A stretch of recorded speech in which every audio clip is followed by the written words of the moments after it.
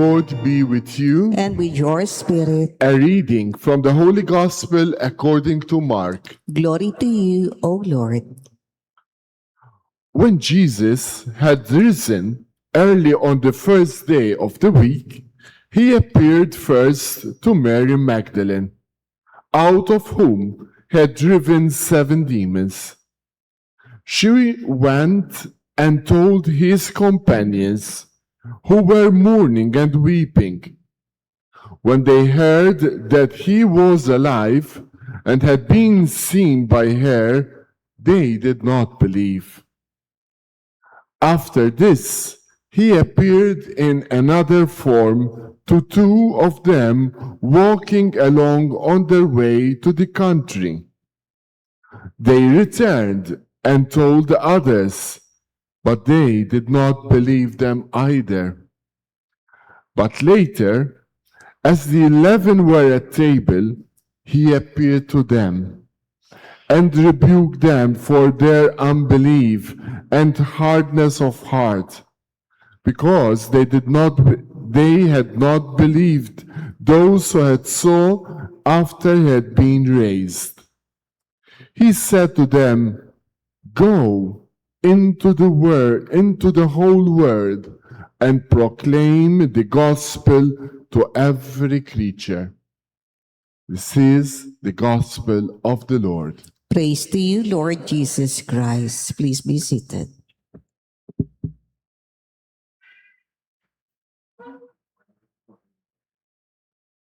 Praise be Jesus Christ. Alleluia. Now and forever. Alleluia. Good morning. Ganda umaga mga kapatid. Pakibati ng good morning. Happy Easter ang ating mga kasama. To the kids from Asilo, welcome. And also to our online parishioners, thank you for praying with us. 3 times you heard in our gospel today the word unbelief. They did not believe. Hindi sila naniwala.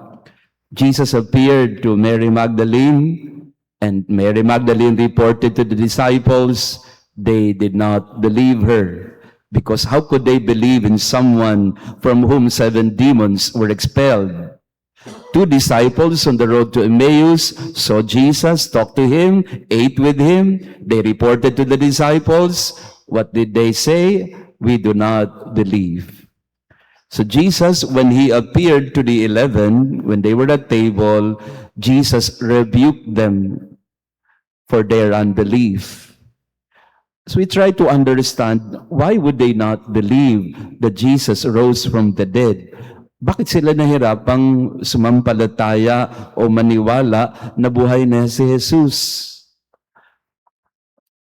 One way of looking at it is to say that kayo na nga ang may kasalanan, kayo pa yung ayaw magtiwala. Kayo na nga yung nang iwan kay Jesus, kayo pa ngayon may ganang magtampo-tampo sa Kanya. That's one way of looking at the situation after the crucifixion. When Jesus rose from the dead, they could not believe because they practically felt that Jesus somehow abandoned them. And this is also the reason why perhaps they could not really accept that Jesus has been truly raised, because for the first time that they were with Jesus, Jesus failed them. Jesus was defeated by the Romans. He was executed and he died. That was their first heartache, because they, in their hearts, believed that Jesus was the promised Messiah, and he has come to save them, to defeat the Romans and the enemies. And yet, the good news that Jesus raised from the dead is something difficult to accept and digest, because for them, maniwala na naman tayo sa Kanya, iwanan din tayo. Sometimes unbelief is our response to rejection and failure. Ayaw na nilang masaktan ulit. They did not want to be hurt again by Jesus the way they were hurt the first time Jesus failed them. So they dismiss the possibility that Jesus could have been raised from the dead, they said to themselves, paasa lang naman yan. No?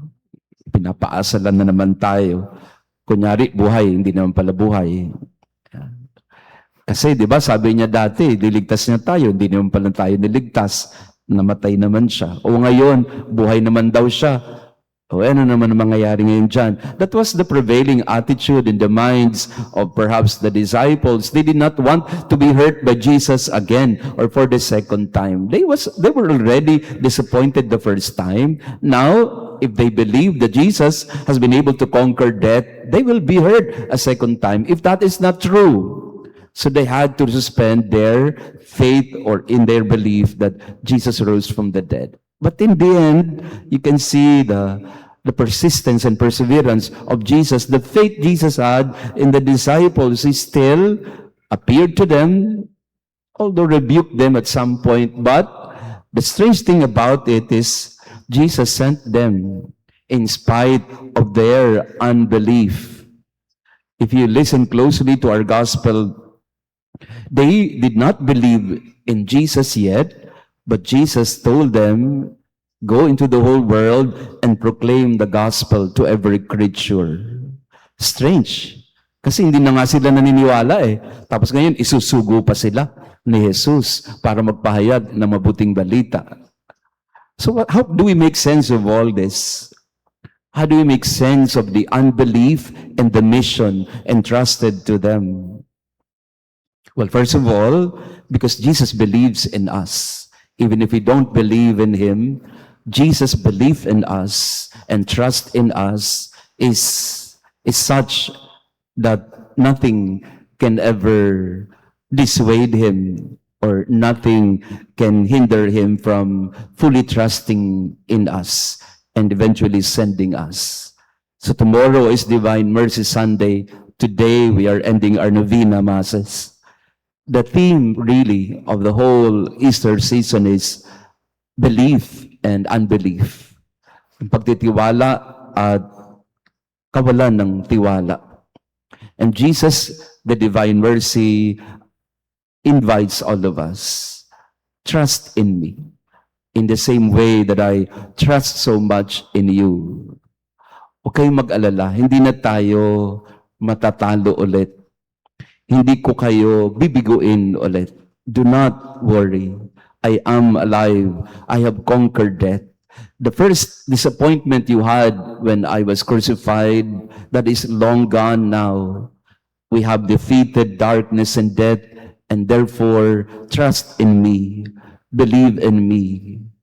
Ito yung nangyari din kay Thomas. Tomorrow we will read about it. Thomas did not believe in the beginning. And yet, when Jesus appeared to him, he said to the Lord, help my unbelief. Tulungan mo ako sa kawalan ko ng tiwala. So here in our gospel today and also in our daily life, this is the invitation for all of us. Believe that Jesus believes in us. Magtiwala ka na may tiwala ang Diyos sa iyo. Kahit ikaw mismo walang tiwala sa sarili mo. God believes in us more than we believe in ourselves. God trusts in us more than we trust ourselves. Madalas sa hindi, kulang tayo sa tiwala. Sa ating buhay, madalas ay dahil nasaktan tayo, nabigo tayo, o hindi natin nakuha yung gusto natin, o kaya people betrayed us in our life. So it's hard for us to trust people anymore. And I think for so many of us, our primary issue in life is really the issue of trust. So wala ka ng tiwala. Either walang tiwala sa sariling kakayanan o sariling abilidad, o walang tiwala sa iba na bibiguin din lang naman tayo niyan, lolokohin din naman tayo ng mga yan. And yet Jesus tells us, do not lose faith and confidence. Have trust. Believe in me, believe in people around you. Don't lose the trust in people. People are still good. Do not always expect them to be doing something bad against you. Believe in yourself, because in the end, the Lord gives you the power and strength to overcome even your mistakes and shortcomings and failures. Have faith. Ito yung pinakabuod ng Easter. Have faith. Have faith in the Lord. Have faith in yourself. Have faith in people. Do not allow yourselves to be dominated by mistrust and distrust. Because if that is the operative word in your life, if your operating system is, wala akong tiwala sa mga yan, you'll never find friends. You'll never establish meaningful relationships because you have no trust in people. And you'll never also achieve your goals if you don't believe in yourself. Wala akong tiwala sa sarili ko, hindi ko kaya yan. You'll never go anywhere if there's no faith or trust. And most of all, we will never grow in our relationship with the Lord if we don't believe in Him. If we don't believe that He can be trusted. If we don't believe that He can overcome death.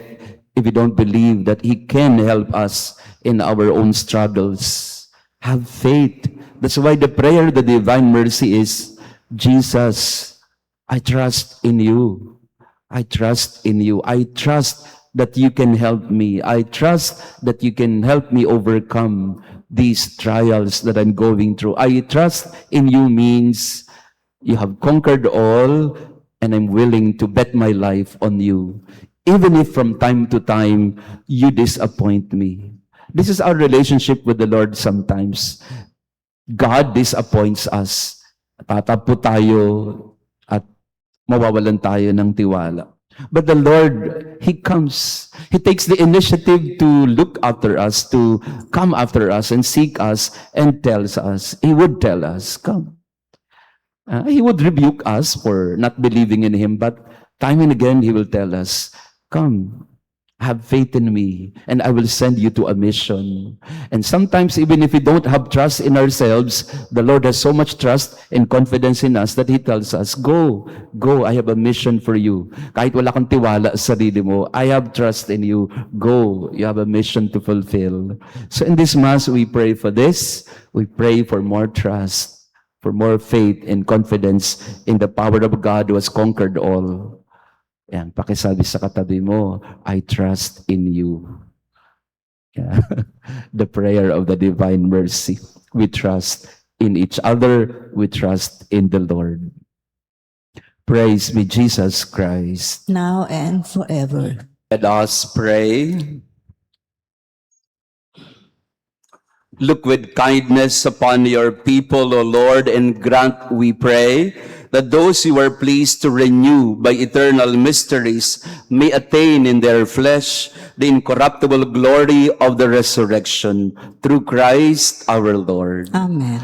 Maraming salamat ulit sa inyong pagdalo sa ating misa. To our visitors and pilgrims, thank you for coming to Mass. Sa ating po mga online parishioners, have faith in the Lord. Do not allow unbelief to rule your heart or to rule your life. The Lord has so much more to offer to us only if we begin to believe.